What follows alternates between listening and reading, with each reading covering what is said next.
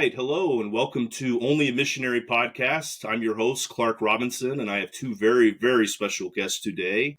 Why don't you go ahead and introduce yourselves to our audience? My name is Quinones. Um, And I'm Shirley Quinones. yeah, All right. and we've been married 6 years. 6 years. Right. In Cape Coral. Very cool. Very cool. Tell us about, because we want to get to know you guys a little. I know you very well, but we want the audience to know you like maybe a little better. Why don't you tell us about your families growing up, siblings, parents, stuff like that? Yeah, so I grew up here in Southwest Florida. I grew up in Fort Myers, Florida. I have three sisters and one brother. I am the second oldest. I grew up basically in the church my whole life. My mom raised us in the church, and my dad was not a member until I was about 8 years old. We actually got baptized around the same time, which is actually pretty cool. But yeah, I've been an active member for my entire life, basically my entire life. Maybe myself sometimes, but yeah. All right, very cool. So I was born in Mexico. We moved to Florida when I was like 3 or 4 years old. So my mom is from Mexico. My dad is from Arizona. He's been a member his entire life. My mom was baptized, or her parents joined the church when she was young as well. So she kind of grew up in the church a little bit. And then my parents actually met on his mission, actually. So, he went back to teach English in Mexico and met my mom. So because of missions, like I'm here today, right? And I have, so we've lived in Cape Coral, Fort Myers area since I was like 7 years old. And I have a sister and a brother that are both. In Lisiate, you have one of those dads that like when people meet him and then you told them like, oh yeah, he's a convert, they would be like, excuse me, this man has not been a member his whole, because he's so calm and so happy and positive and lighthearted, that such a great guy. But that's a great story all in itself to hear how he came to the church. You and your cool siblings. Yeah, so let's see. It was I graduated high school in 2012. And like I mentioned before, I grew up in the church, so we talked about missions all the time. All throughout the men program. My family is super active, so we were always going to like all the activities, all the firesides. We were there every Wednesday night. And especially for the young men, and that's usually how it is. They always talk to the young men about, when you turn 19, serving the mission, coming back, and kind of, just doing that's kind of the path that you take. It's right? The expectation when you go up in the church. It is definitely the expectation. So that for me was just, I never really thought about it. Growing up, it was kind of just like whenever people ask me, yeah, what's your mission? In primary they give you those future missionary tags for future missionary. It wasn't until like senior year when I actually started thinking like, oh, like, am I going to go? Do I go to college and then do I serve a mission? Because I played a lot of sports in high school, and I'm starting to get looks for different scholarships for different, just different opportunities to go play at the next level. And it got to the point where I'm ending my senior year, and I decided, I'm going to go to college, play a year of, at the time it was football. I was going to play a year of football, and then I'll serve a mission. You know what I mean? Mm-hmm. At least that's what I told myself. So I went off, and I was playing football at a smaller school in Kentucky, and that was the same. And I mentioned it was 2012 because that was the year. It was October of 2012 where they announced the age change. Oh, okay. They changed it from 19 to 18, and I should mention from the time that I went to college, from the time I started going to school to the time that led up to conference, I wasn't going to church. I didn't go to church. I wasn't doing anything terrible. Just like Sundays, I was like, I don't have a car. I don't really feel like going. whatever. Which is so funny because my teammates knew that I told them like, oh yeah, church. Oh, he's in. And like someone would offer like, dude, I can give you a ride to church. Like, I was like, no. Which is so funny to think about. But anyways, I remember my mom called me and she tells me, "Oh my gosh, did you see like conference? Did you see the age change? Like ready to go?" I was like, "What are you talking about?" She's like, you didn't? Did you watch conference?" I was like, "Yeah, I did watch conference." She just lectured, and Clark, you know my mom, so she lectured me for a long time, and I got a long phone call with my mom. Just, have you been going to church? Like, have you been doing this? Have you been that? And I'm just like, no, because I had just turned 18, so I graduated a little early. I was, the way my birthday is, I graduated when I was 17. I turned 18 that August during the middle of football camp, and then I was like, okay, great, I have a year to figure things out. And then the whole age change thing happened, which to this day I didn't get to watch it live because I wasn't watching conference. So Right. I always watched the Vic when it happened and stuff. But that for me, that was pivotal for me. So it's not like I didn't want to serve. Yeah. Like I didn't really want to serve a mission. You know what I mean? It just wasn't. It was like bottom of the list type thing for me. And then going through that whole process, getting my mission call, and it's a whole story. It was really hard for me to like want to serve a mission, and then a lot of things just like led up to that point where it's like, yeah, like this is something I need to do. This, this is not something I should skip over. So and that was a very long answer. No, that's great.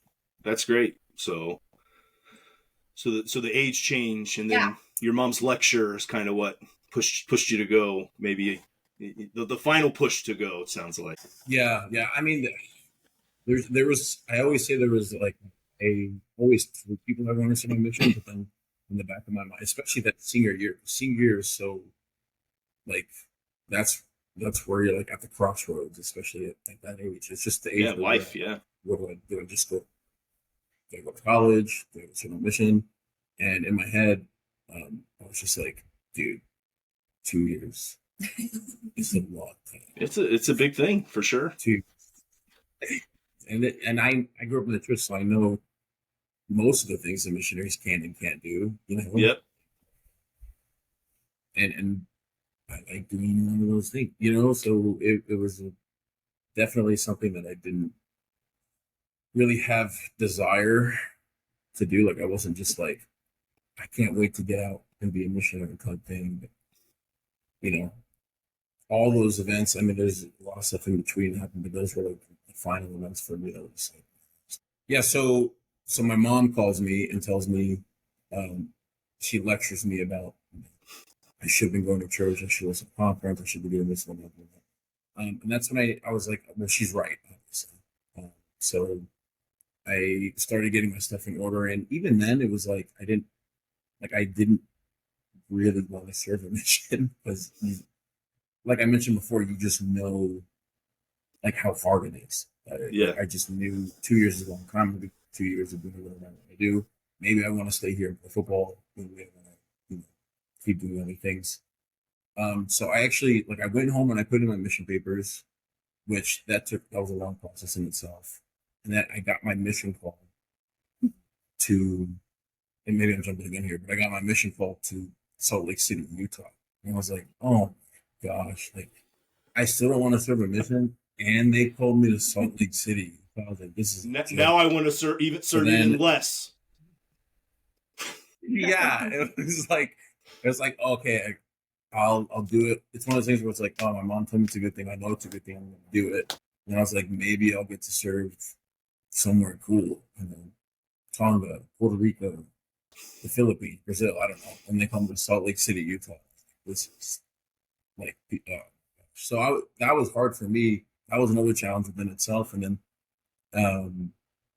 I just kept telling myself it's one of those things where I knew it was the right thing to do. I needed to do it. And there were so many things that pointed me in the right direction. And it was just, so I went. So I left on my mission. This is kind of, I went on my mission. I left, went to Salt Lake City, Utah, accepted the call. Just not really even wanting to go, but it was literally like literally from day one, it was like, man, this was the best decision I've made. Up to date, I mean, obviously, like I'm married, but like up to date, that was the best decision I could have made for myself to just pull the trigger and do something. Even though I didn't, it's one of those things like I know what I had to do, didn't want to do it, but doing it was the best thing for me. I'm forever grateful that I made it. And Salt Lake was a great mission too, right? Salt Lake City South is the best mission to ever exist. Amen. That's what I've heard. So until Shirley tells me otherwise. Yeah, Right. which she's about to. Yeah. Yeah. So Very cool. Thank you. So yeah, why don't you go ahead and give us the background of your going on a mission and which mission you were called to and stuff like that. yeah. So my experience was very different from Sally's. A little just backstory so this all makes sense. We grew up together in the same, like going to the same ward a lot of years, and we knew each other growing up. There was nothing, we were friends, nothing. Very good friends with his sisters, like all of that. So growing up, I was very much the typical, like I went to church for everything. I was at every activity, kind of like his family was as well. But growing up, I loved the missionaries. I like just the sister missionaries. We would have them over all the time, and they were my role models. I thought they were the coolest people on earth. And ever since I can remember, I was like, I'm going to do that. Like, I'm going to serve a mission. These girls are so cool. And obviously, I think as I got older, that was a huge influence. But I also just, everything was just in the perfect place for me to be able to grow my testimony at a young age. And I knew that I was going to serve a mission. I remember the mission call, age change. It was homecoming, so my mom was listening to it. I was getting ready. I was sitting down watching in front of it, so I was getting ready. And I remember the age change, and I was so excited because I was so mad that I had to wait till 20. Like, that sucked. I was like so excited that I was going to get to go earlier. And even one of the sister missionaries that, growing up that I loved, she texted me right away and she was like, okay, like, when are you going? As soon as I can, So I did end up going to BYU for a year first because it was, it's 19 still. So I did go to BYU first, and then I got my mission call to actually Salt Lake as well. But the best mission is Salt Lake West, which is just a total random coincidence. And we ended up serving our entire missions 5 minutes away from each other, which is crazy. They're very small. Yeah, very small. You could drive 10 minutes through mine. So. Oh my gosh. Crazy. Oh my gosh. Well, mine was when I first went. It was 3 different states. So it's not states, states. Wow. Arizona, New Mexico, Colorado. Be a little longer than 10 minutes, but just a little. But that's so cool. You always hear about how small the stakes are in Utah, and there's buildings everywhere, and I just kind of forget that the missions are probably pretty tiny too. So, all right, well, that's really cool. So, what I'd like for each of you to do now is, when I approach people about like talking about missions, they either tell me something like hilarious or funny or lighthearted that happened on their mission that could put a smile on our face, and then a really cool or they tell me like a really cool conversion story, which is just so inspiring or uplifting and spiritual and stuff like that. So we'll start with the lighthearted stuff first, if that's okay with each of you, and you can go into give us a little background maybe of how where you are at, like where you are in your mission, how long you've been serving there, and stuff like that, and then take it from there. Okay.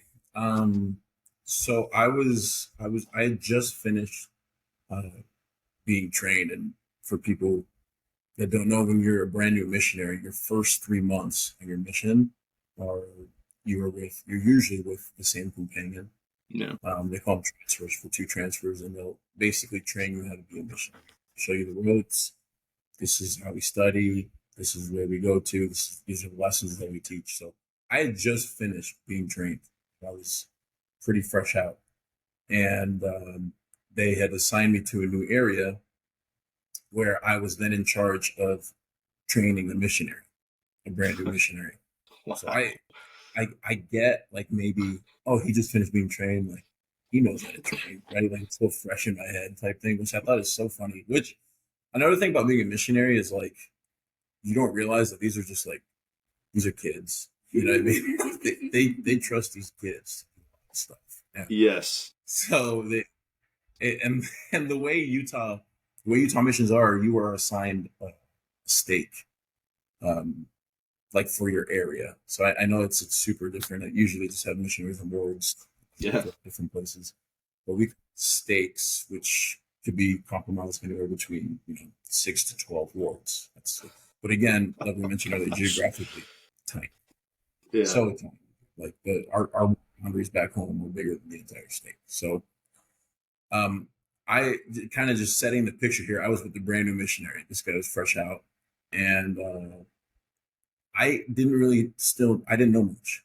As you can imagine, I'm still a new missionary, but I knew like the one thing that my trainer taught me was just like work, get out there, follow the schedule, feet to the pavement, like talk to people, do everything. So that's all I was doing. Like I was getting them through the training program. We were just out there, we were knocking doors, we were talking to people, we were doing everything that we could to just be successful in the area. So I was very much like go-getter. Like I was here to freaking teach, baptize, do what we need to do to be successful in the area. So that being said, I made some decisions that weren't, and this sounds terrible way, so like that. I just wanted everyone to hear the gospel. You know what I mean? Like I was still very green. So I remember we got a referral from, I think it was from Salt Lake, one of the electronic referrals that came via text message to contact a less active member. I think that's how it was. And we knocked on the door, we talked to him. He had no desire to come back to church at all. And he said, I hadn't been to church in X amount of years. If I were to go to church now, the walls were falling on top of me. He was a funny older guy, and he just didn't really have any desire. But he had a friend in the house that just happened to be there at the time. And he saw us and he's like, oh man, I've been thinking about coming back to church, and I think it'd be really good for me. So we're like, oh man, this is it. Yeah. So we're like, well, look, can we come in and share a message with you? So me and my companion are just like, we're going to invite him to be baptized on the first lesson. We're going to invite him to come to church. We're going to make sure he comes to church every Sunday. And so we set up like regular lessons with this guy to come meet with him. We did notice there was something kind of off with him, like in terms of like the way he acted. But sometimes he would get up and like reenact some of the quote unquote visions that he had. Okay. So we were like, might have been a red flag at the time, but like I said, blinded by the work, man. Ready to get this guy to the farm, ready to get him. And it crossed our minds that maybe this guy's like super, like either he's got like mental health issues or he's like always on drugs. And we're like, well, it could be, we'll kind of feel it out. So we agreed that like our next lesson would be the word of wisdom lesson, just so we could kind of knock it out of the way. Yeah. Fix any problems that are probably there, So we come back and we teach him the word of wisdom. We give him the word of wisdom pamphlet. He agrees. He's like, yeah, man, that stuff's bad. Like, you got to stay away. That stuff messes with your head. Just like, man, it does. It definitely does. Yeah, good point. So we come back for our next lesson, and we always, when you're a missionary, when you come up to the next lesson, you always do a follow up on and review, like, you remember what we taught you last time? And I remember he was sitting there and he's like, yeah. I remember you guys talked about the drugs and stuff. And I'm like, yeah, do you still have that pamphlet? And he's like, yeah, I got it right over here. And he stands up to go grab the pamphlet. And it's like the pamphlet is on top of the table, like right next to him. And on top of the word of wisdom pamphlet is like, it's crack. It's crack pipe. Of course. He's like, yeah. And no wonder he knew why that stuff was bad. Yeah, he just grabs it and brushes it to the side. We're like, this is gonna work out. Yeah. So we address the problem. We talk to him like, hey man, like, what are you doing? And he comes clean. He's like, yeah, I've been doing a lot of stuff. Well, we kept teaching him. He loved meeting with us, and he wasn't in a place, Right. that would probably get him ready to be. But I remember my companion. He got a picture of the river basin barefoot with his crack pipe right on top of it. I was telling you out during from my mom. Hey, we gotta go this week. Might be the only time that those two things were together in the history of the world. So that'd be quite the picture to see. I don't think anyone's using it.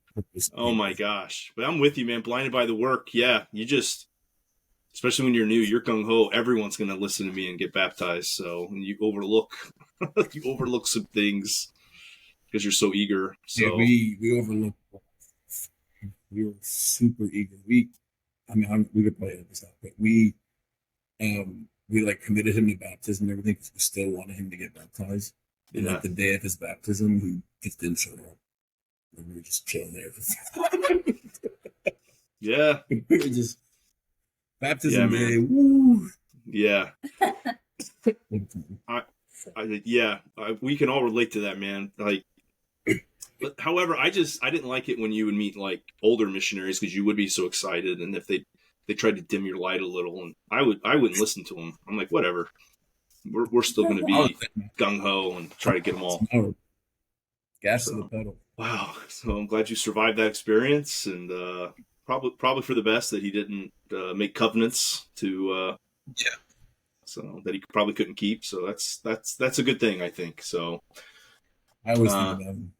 We always remember great things from that because pump the brakes. So we had to pump the brakes. Right. All right, Shirley. Let's hear one of your lighthearted, funnier stories from the West. West mission, the best mission. Yeah. So I don't know, it's so hard to choose one because there's just so many. Like, missions are hard, very hard, and they're a lot of work. There are a lot of spiritual experiences, that you go through, but also like you just have like so much fun and you meet the best people. Like my best friend, like one of my best friends now was my companion. Anyway, it's just so fun. It's so fun too. I just want to make sure everyone knows that. Side note.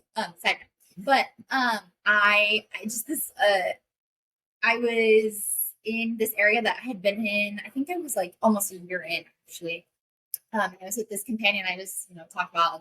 I talk to her all the time now, but we in Utah. I know it's different everywhere, but in Utah usually you would live with a member, and so we lived in a basement.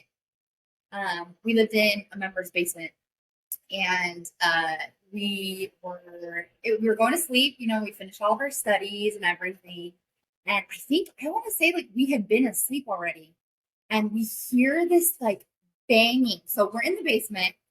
There's a window and there's like a window well, right? And there's like a grate on top of it. And so it feels very confined, right? If you've been in the basement before. But we just like wake up to this really loud banging. And like the window, so our beds are here and like the window's really far away. So we can't see what's going on. And like waking up startled like that is like, if you've ever woken up to a noise, it's pretty terrifying, but it was a loud banging. And I think up to that point, I had never been so scared. Like we thought someone was breaking in, like absolutely terrified. And my first thought was, oh my gosh, we're going to have to go wake up the members that live upstairs. What if they're like not wearing anything? Or what if they're like that was like my first thing. Like, I'm so terrified to go wake them up because I don't want to disrupt them. Maybe they're not. Yeah. Anyway, that was like my first thought, which was like, right. But I just didn't want to have to go upstairs and like wake them up. So considerate. Yeah. Anyway, and so of course we did what any missionary would do. We prayed. Me and my companion like sat there on our beds and we said a prayer. Yep. Freaking out. Someone was breaking it. Like it kept tapping. They kept tapping over and over and over again. Like it was really scary. And then I don't know if it was the spirit or what, but something was like, oh, like this could actually not be a big deal. What if it's not? And I remembered randomly that one of the members, I was in the singles ward, so much fun. everyone's your friend in the same board. One of my trainer had already gone home and everything, and she came back to visit the mission that day. And my thought was, what if she's like pulling a prank on us or something? I don't know why. I texted them. Turns out, yes, a member from our ward and my trainer, who was already back from the mission, decided it'd be funny to just come in, grab the hose, stick it down the well, and bang on the window at like 3. And so Dude. I was out terrified. It was so scary. Of course, it ended up being like nothing, but it was terrifying. And which is funny to talk about now, but yeah, at the time you're like, oh my gosh, am I gonna? Is this the end? Yeah. Right, exactly. This is it for me. Yeah. So, and you pull pranks on each other, like as missionaries. Like it's like, it's fun. It's whatever. This was a little too far. But Yeah, I think so. I think so. But it was looking back, it's hilarious. Yeah, it would have been a little more or less terrifying if they'd have done that at like 10 o'clock at night, 9:30, right? Or 7 in the morning. Yeah, crazy. But to be woken up in the middle of the night, that's crazy. And I'm sure when you finally saw her, she was just like rolling on the floor laughing about it, thinking it was the funniest thing ever. Right. So good. To this day. Yeah. Oh yeah, remember that time? That's funny. All right, very cool. Very cool.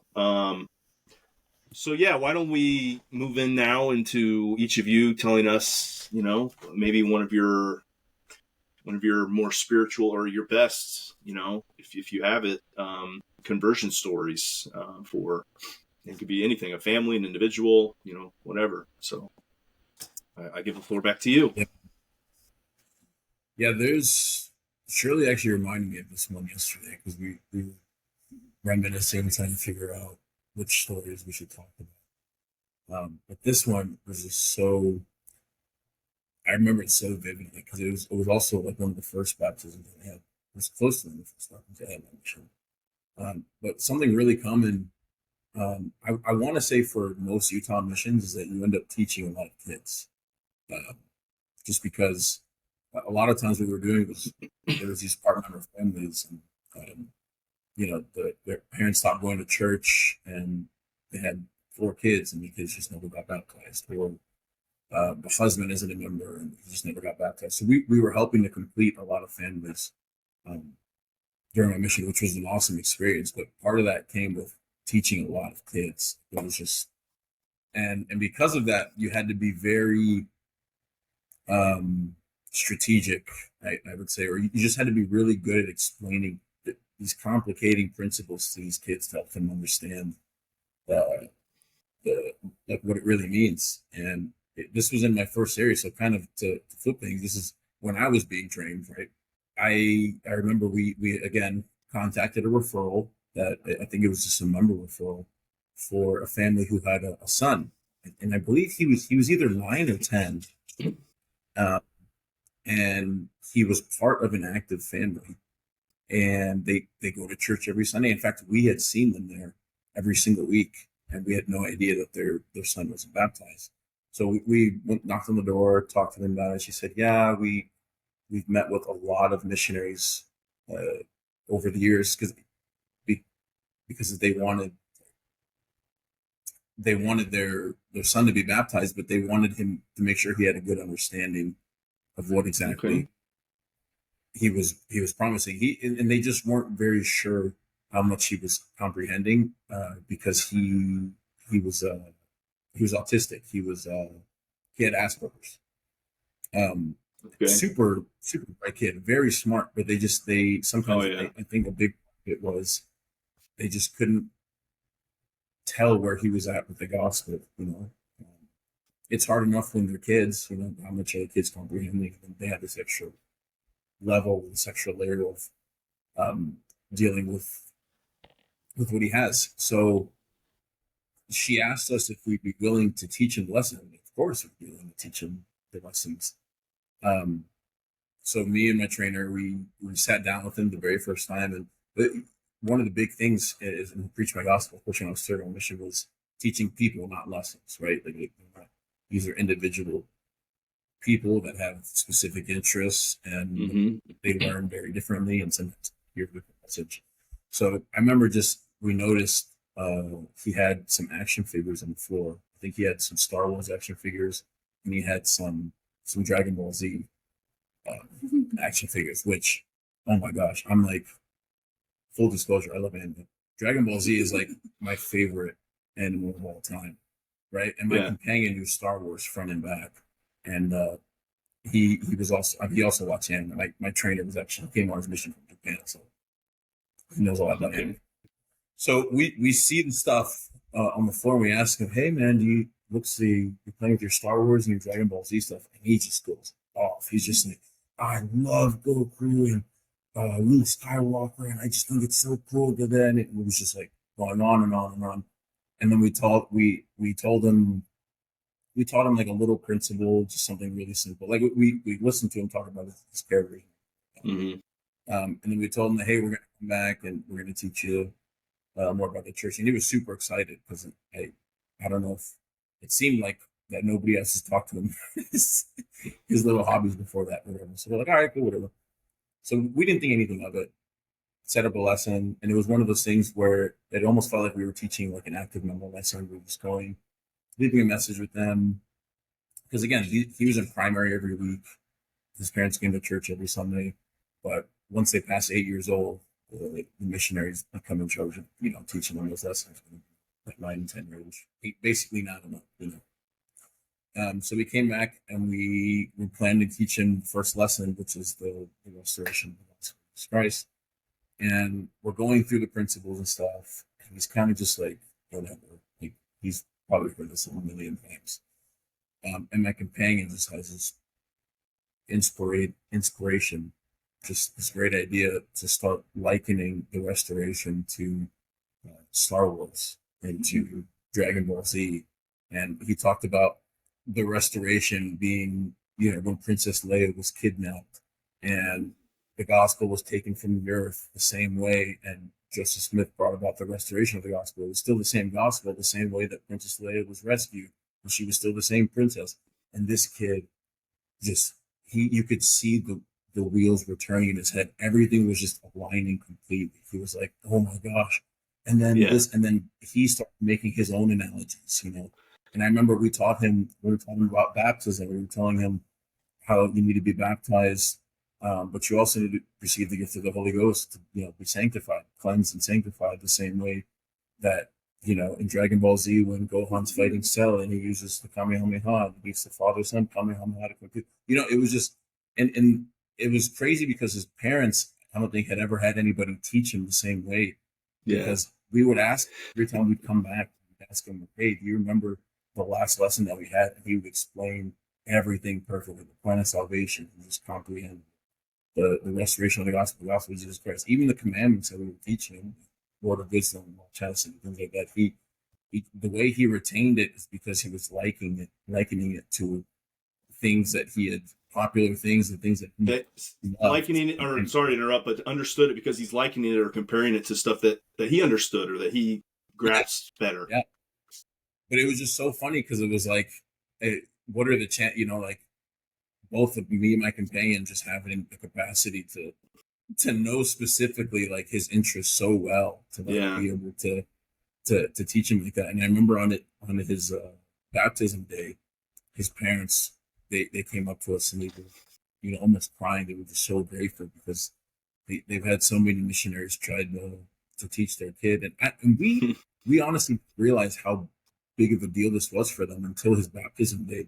Wow. There was no sitting room in the baptismal font. Everyone had to stand up. We had to meet in the chapel. He had generations of family that have been in the church. I think his grandpa was a patriarch. Oh my gosh. And I don't think we realized the impact that it had on the family until like literally the day of the baptism. We were just teaching this kid. I remember we made a special baptism program for him that he could keep, and we like watermarked on the back of it and in the front like his favorite anime characters and Star Wars characters. That's awesome. It's like super like opaque or whatever, so you can like see it in the program. We gave it to him. that was, Yeah. I mean, that was like, for me, it was like I mentioned before, like I didn't even want to go. I didn't really want to serve my mission. Then I get called to Utah, and then I Right. start teaching these people, and that's when, for me, it felt like I specifically needed to meet this person at this specific time. I Absolutely. needed to be with this specific thing and to be able to touch this specific family's lives. Like, those coincidences don't just happen. You know what I mean? No way. There's that, and I'm sure all three of us here could talk about specific instances where we felt like we knew we were supposed to be there. But for me, that was like, I'm being trained. I just got out of my mission, and it's like I'm having these experiences already, and I'm like, wow, this is crazy. Like, that was confirmation, another confirmation for me that this is just it. Like, I'm supposed to be doing this. I'm going to be able to relate to specific people for their needs. So I love that. So that's like one of my favorite stories. No, that is awesome. That's amazing to because even when you commit, I feel like on a mission, there could be times where you're like, even when you're there and you're excited and you're trying to do the right thing, you're like, man, is anyone going to listen to me? Am I in the right place? Did I go at the right time, or am I in the right mission? And then something like that happens, and it all goes away. You're like, nope, no more doubt. I'm here. Here's one. This isn't the only reason why, but here's one of the reasons why. So, yeah, I think it's kind of our missionary aha moment. So that's really cool. Yeah. That's really cool. Yeah. Yeah. So it's the story I have actually very, very similar Okay. to just what I learned from it. But this also happened in my first area. I want to say it was probably my second transfer as a missionary. Like we've been saying, I feel like we put so much emphasis on where we're going, because like you have a chance to go to these crazy countries and experience all this. I'm Mexican. I 1,000,000% thought that I was going to Mexico, like, Yeah. for sure. Right. I went to BYU. Did I think I was good in Utah? Heck no. I did not. And so I got my call there, and I laughed. I was like, I'm kind of bummed, but I'm still gonna go, And so it's my second transfer on my mission, and we there was this family. He didn't go to church with them. There was a mom and her 3 girls, and she was very active in the church, and her daughters were as well. And her daughter, her oldest daughter was like 11 or 12 years old, and she had not been baptized. And we asked her why, and she said it was because she was waiting for her dad to come back and be the one to baptize her. Like, she was very set on, my dad is going to be the one to baptize me. And so that's why, she didn't get baptized 4 years prior when she was 8 years old, because she was going to wait. And so we would go and we would go and like teach her, because I think she would get taught all the time by missionaries, but obviously didn't get baptized. And I remember we went over to have dinner with the family, and we were just, talking, having conversation, and the dad, I actually learned that he served a mission. He's not active in the church anymore, but he served a mission and actually served in the mission where we live. So the Florida Tampa mission is the mission we live in.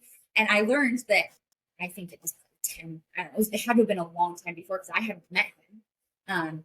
But he served there as a 19-year-old boy. And I was like, wow, that's so cool. Like, that's literally where I'm from. Like, how crazy, like mind blowing that, you literally served your mission where I'm from. And so we wait, we were continuing to kind of teach the daughter or whatever, and the dad actually starts coming back to church.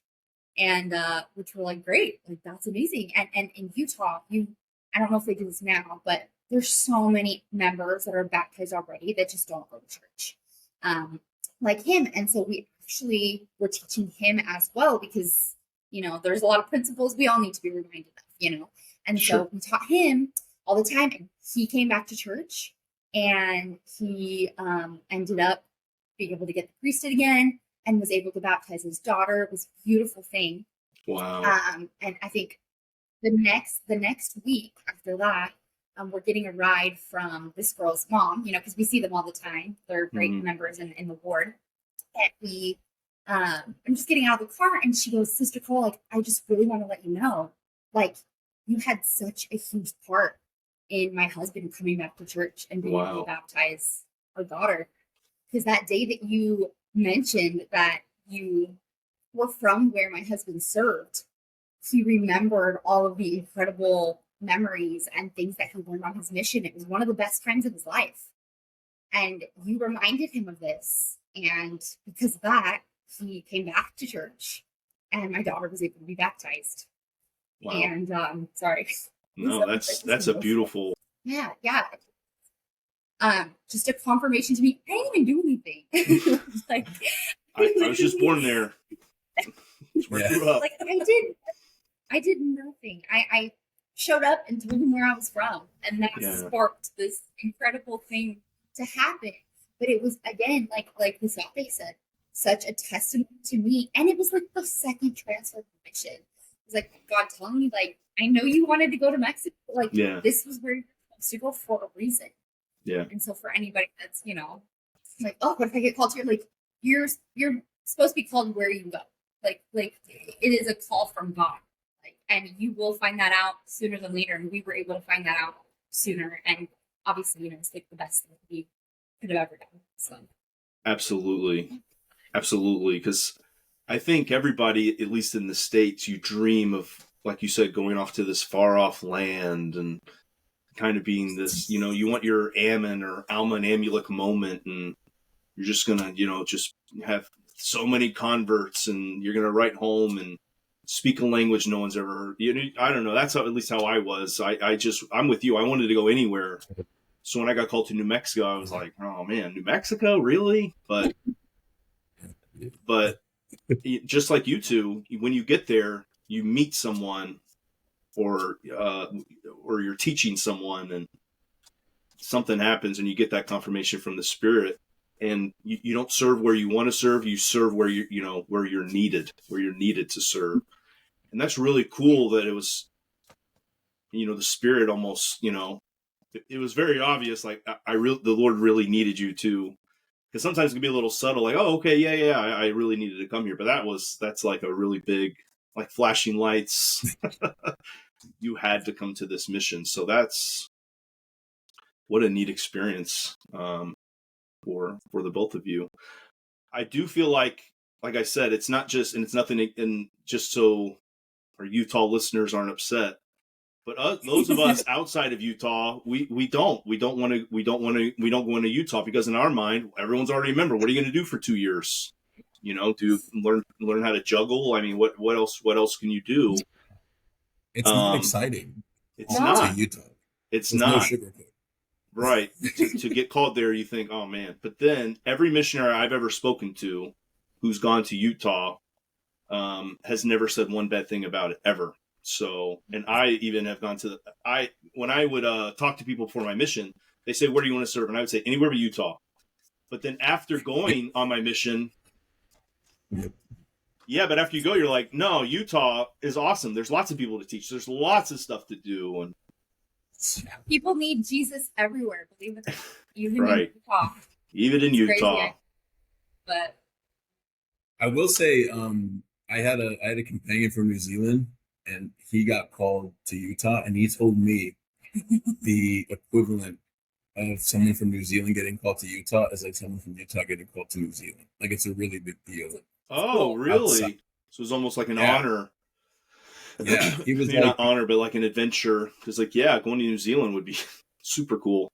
Yeah, it'd be crazy. Because he was saying everyone in New Zealand, all his friends were getting called to the Philippines, or Australia, or a different island in New Zealand. Oh, okay. It's like, that's me. You know what I mean? But when you're from it, you know what I mean? It's all just perspective. I just thought that was super funny. Because he got called to Utah, and they were like, no way. Like, I get called to Utah, and everyone's like, really? That's yeah. Oh my gosh, I'm so sorry. What did you do wrong or something? But then, like I said, because we had a run in our stake, and I feel like we still have a run of it. A lot of missionaries from the Fort Myers stake went to one of the Utah missions, and they all come back saying, "I loved it." Yeah. We've had so many go there. Oh my gosh, there's so many there too. Like, when we were serving, there was Salt Lake City South, North, South, East, West, Central. Then we have the Salt Lake Mission, Orem Mission, Provo Mission, St. George Mission. It's just so there's some, and it's just funny because you talk about the 3 states that your mission covered. It was that Utah is just like super divided into 20 different missions. It's just so funny. I think every mission is special. Everybody, when they come back, especially when they give talks and stuff, they say, I served in this mission and it's the best mission in the world. And I'm trying to explain that to my children. And just wherever you go, to you, that's the best mission in the world.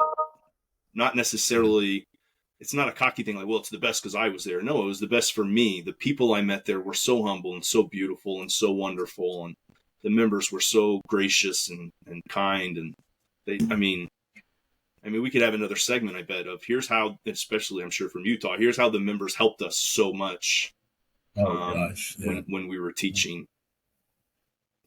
So, they said, it was like, they said missions are like your mom.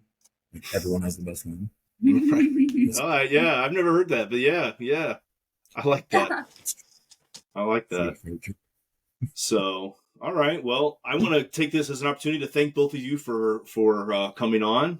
Those were great. Those were great experiences that you get to share. And like I've been saying for this podcast, unless you share that like in a lesson or in a talk, no one really gets to hear it. So I want to use this as a platform to get the best of the best stories and, lighthearted and spiritual stories out, because they can be uplifting and can touch hearts and they could change lives. So thank you so much for coming on here and sharing that with me today. And thanks for having us. Super fun. So, do you have any final words you'd like to say before we say adieu? Serve a mission. Literally, it's if you're thinking about it, if you think you don't want to do it, just do it. Nothing great in life is easy. Okay, missions are one of them. Just pull the trigger, do it. If you don't know why, you'll figure it out when you're out there. Okay, serve a mission. I think They always says this, but I don't think I've ever met anyone who has like regretted going on a mission. Right. You always go, no matter what your circumstances are now, whatever's happened in your life. Like no one ever says, "I wish I didn't go." That's true. And I think that says something, and I know that a lot of the things that I went through there have like shaped me like to be the person that I am today. And so, yeah, if you're thinking about it, just do it and you won't regret it. Like I can promise you that. But you will regret not going. There's always a chance. So you don't regret going, but there's always a bigger chance that you'll regret looking back. Like, oh, what if I did? What if I did so much? So it's better not. It's just better not to have that. For me personally, I think it's just better not to have that. Like, leave negatives. I'm right there with you. There, you can think of 1,000 reasons not to go, and then just the one to, I have faith that this is going to help me or help the people I'm going to serve. I think it's spiritual university for 2 years. What I said in my first episode was it allows you to be the best version of yourself. And for some of us, it's the best version we'll ever be. And for others, it's the best version. And then the rest of our life, we try to get back to that, to be that spiritual, that in tune. And, but it's just a great thing. And there's so much that you miss out on if you don't go. So I thank you both for saying that. I would like to take this as a chance to thank the Quinoneses for coming on and thank everyone for listening. And we'd like to invite you back for our next episode. If you would like to appear on Only a Missionary podcast, please email me at Clark, oampod.com. Or if you just are too busy or too shy to come on the episode, you can submit a story and then I will actually come on and read your story on your behalf to share your experiences. We're going to have a couple episodes where we do that. So again, thank you everyone for listening. I'd like to thank my guests and thank you all. And this has been Clark Robinson with Only a Missionary podcast. So thank you.